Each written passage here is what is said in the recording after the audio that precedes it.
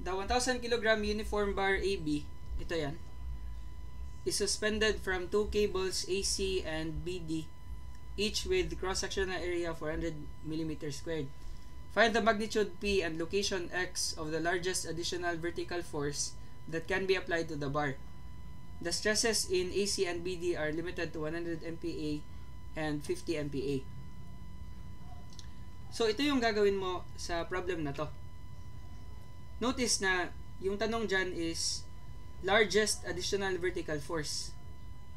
So, essentially pala, to maximize P, this one, yung additional load, then kailangan na yung AC sa BD, dapat dadalhin nila yung maximum na load na makakaya nila.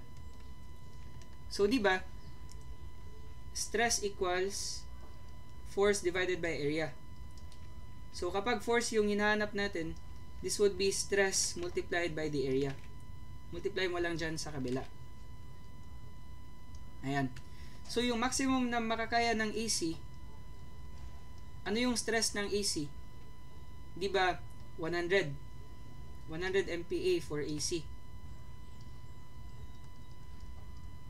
And then for BD naman, 50. Ayan. So for PAC, this would be 100 MPa multiplied by the area. Ano yung area niya? Area is 400 mm squared para sa dalawang anong tawag dito? Sa dalawang cables na yan. So 100 times 400 yan. And then yung PBD naman is 50 stress times area 400. This would be 40,000 newtons. Ito naman 20,000 newtons. Ayan. So ito yung maximum talaga na madadala ng dalawang cables. So they are stressed to the limiting values. And then yung weight ng bar is 1,000 kilograms. So mag-act yan sa centroid. Kilograms, and then multiply natin by 9.81 para consistent lahat ng units. Para maging Newton siya. So this would be 9810 newtons. Ayan.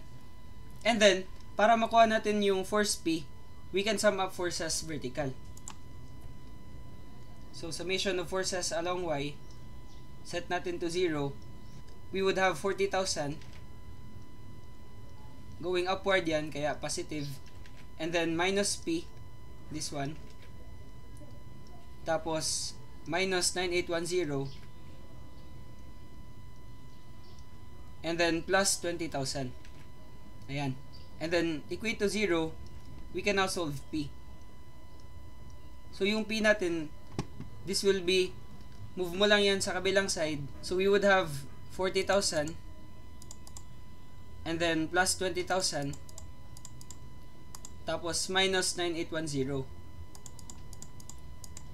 So this is 5190. And then unit is in newtons. So ito na yung force P. Largest additional vertical force. Now para makuha naman natin yung location X. Now X is measured from the left. So mas maganda kapag sa A na lang tayo mag-movement. Para automatic na yung P, moment arm niya is X. So summation of moments about A, this will be eliminated. Wala yung rotation na makukos about point A. Now meron tayong P. This is 5190. So input mo na lang yan. Then moment arm is X. Then for this one, this will cause a clockwise rotation about point A. So plus 9810. Then multiplied by 1 meter. Bakit 1? Nag-act kasi yan sa gitna. So this would be half of 2 meters. Then finally, we have 20,000 newtons. It will cause a counterclockwise rotation about A. So minus 20,000. Tapos moment arm natin is 2 meters. Times 2. And then equate natin yan to 0. So solving X, we would have 5190x and then plus 9810 times 1 minus 20,000 times 2 equate to 0, and then solving x, this is 0.6015. Tapos unit natin, this is in meters. Kasi yan yung unit ng mga moment arms natin. So ito na yung dalawang sagot para sa dalawang tanong.